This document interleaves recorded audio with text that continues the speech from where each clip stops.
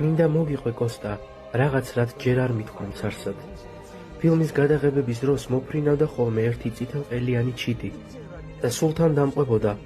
არ ვიცი ეს მოვლენა ჩავთვალოთ თუ არა ზებუნებრივ მოვლენად, მაგრამ ნამდვილად იყო ერთი ძალიან ლამაზი ნიშანი, რომელიც ყოველ ჯერზე ღვთიურ სიმშვიდეს მგვრიდა.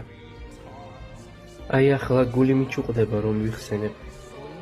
თვითონ მამა პაისის ყავდა ერთი ჩიტი, ძალიან უყვარდა და სახელად ოლეტი ერქვა. რაღაცნაირად წმინდანი ჩიტისგანაც ღებულობდა სიყვარულს და თვითონაც წითელყელა ოლეტის მიმართ გასცემდა სიყვარულს. დაისვამდა ხოლმე მას ხელის გულზე და კვებავდა. როდესაც გადაღების დროს ვიმყოფებოდით ურთულეს მომენტებში, ყოველთვის ასე დროს ერთი წითელყელა ჩიტი მოფრინავდა ხოლმე ჩემთან ახლოს. სწორედ იმ რთულ მომენტებში წითელყელიანი ჩიტი ყოველთვის ჩემს გვერდით იყო, რომელიც ჭიკჭიკებდა. გაკვირებული ვუყურებდი მას და ღვთიურ ნეტარებაში მყოფი